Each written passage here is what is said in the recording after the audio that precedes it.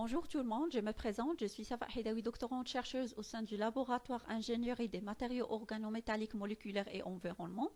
Aujourd'hui, je vais partager avec vous une petite partie de ma recherche intitulée Synthèse, caractérisation, application et application catalytique d'un nouveau matériau hybride à base du phosphate et du cobalt.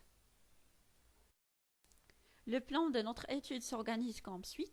En premier lieu, introduction générale qui nous citera dans le contexte de l'étude. En second lieu, généralité sur les matériaux hybrides. Une troisième partie qui traite la méthodologie de synthèse et caractérisation de notre composé. Puis une partie est allouée aux résultats et discussions. Finalement, une conclusion. Le phosphate est l'un des minéraux indispensables à la vie. Cependant, le développement d'un matériau phosphaté a un grand intérêt pour différentes technologies, notamment dans l'absorption, la séparation membranaire, échange d'ions, traitement biomédical et précipitation chimique. Récemment, les matériaux hybrides de phosphate ont fait l'objet d'une attention considérable. Au sens large, les matériaux phosphatés hybrides combinent les différentes propriétés du phosphate avec celles du composé organique, tels que les sels organiques, les polymères plutôt. Donc, c'est quoi un matériau hybride? C'est un système organominéral dans lequel l'une ou moins de deux composants organiques et inorganiques se situent dans un domaine de taille comprise entre 0 et 1 nanomètre et quelques dizaines du nanomètre. Classification des matériaux hybrides. Les composés hybrides organiques et inorganiques peuvent être classés en deux grandes classes selon la nature des interactions ou des liaisons qui associent le composant minéral et organique. La première classe correspond au système où les deux phases sont liées seulement par de faibles interactions, telles que des interactions de Van der Waals, des liaisons hydrogènes ou des forces électrostatiques.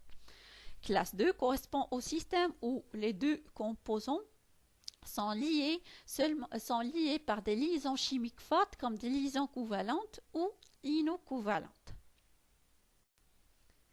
Concernant le domaine d'application des matériaux hybrides, on peut trouver ce type de matériaux dans plusieurs domaines tels que l'énergie, la construction, la santé, l'automobile, microélectronique, etc.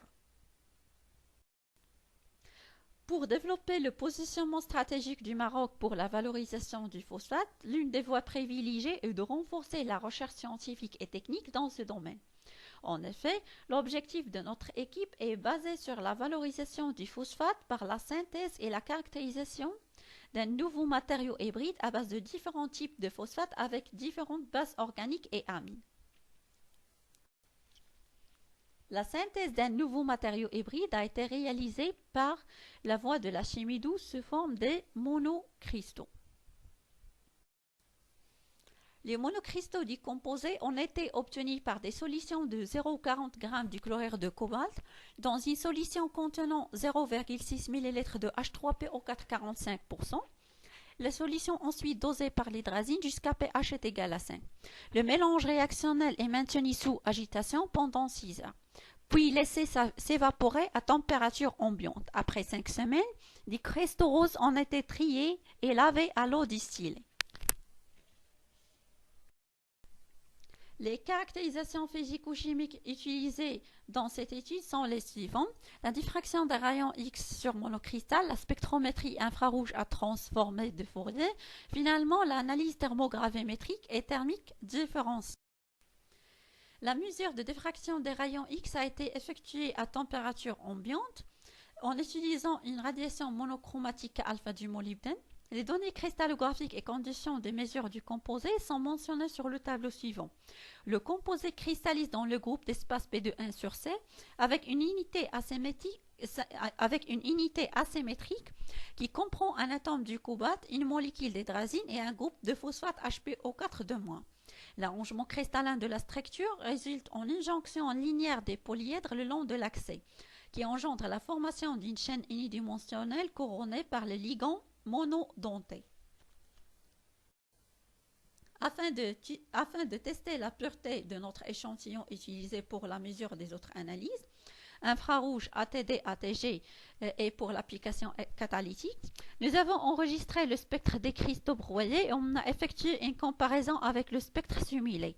Les deux spectres correspondent bien, indiquant que les résultats spectroscopiques thermiques devraient être entièrement corrélées avec les données de la structure cristalline. À partir des données bibliographiques, nous avons pu effectuer une attribution des différentes bandes infrarouges. Les bandes observées dans la zone spectrale entre 800 et 1300 cm-1 peuvent être attribuées aux élongations asymétriques et symétriques des liaisons PO, tandis que la bande située à 514 cm-1 correspond au mode de déformation POP. Les modes de vibration vers 843 et 982 1140 cm-1 sont attribués à la vibration de valence asymétrique moyen PO.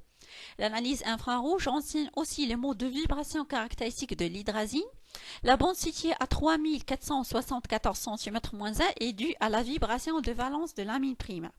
L'ensemble de bandes entre 3180 et 3320 cm-1 correspond au mode d'étirement asymétrique NH. L'analyse du comportement thermique du complexe de phosphate nous a permis d'étudier les différentes transformations cristallines possibles. Les mesures ont été réalisées de la température ambiante jusqu'à 1000 degrés C avec une vitesse de chauffage de 10 degrés par minute sous zéro. Donc le thermogramme de la phase présente deux paliers de perte de masse avec un perte total de 34%.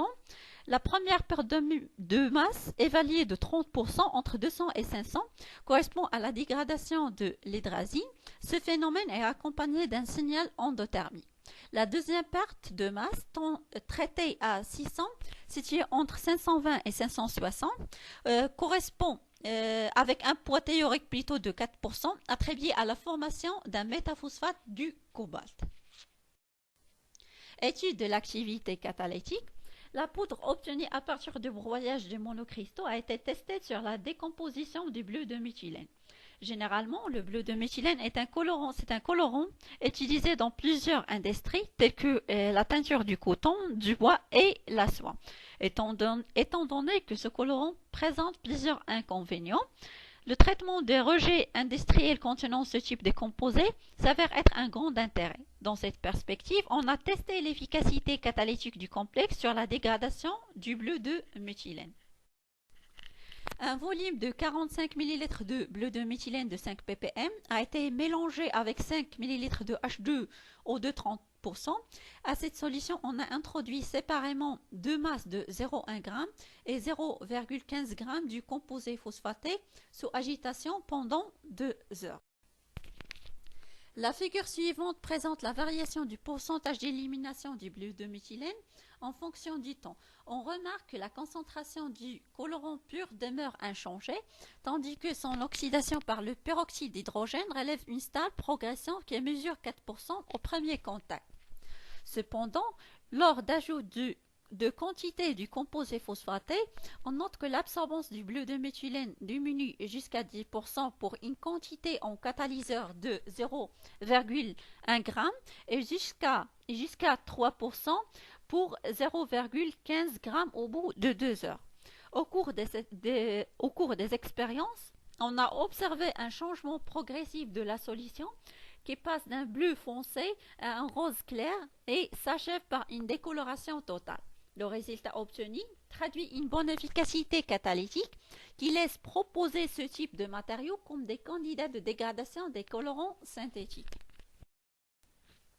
En guise de conclusion, le complexe de coordination a été élaboré par voie humide à température ambiante. L'étude structurale des monocristaux obtenue a montré que le composé cristallise dans un système monoclinique de groupe d'espace P de 1 sur C. Le résultat obtenu traduit une bonne efficacité catalytique qui laisse s'exagérer ce type de matériaux comme des candidats de dégradation des colorants synthétiques. Merci pour votre attention.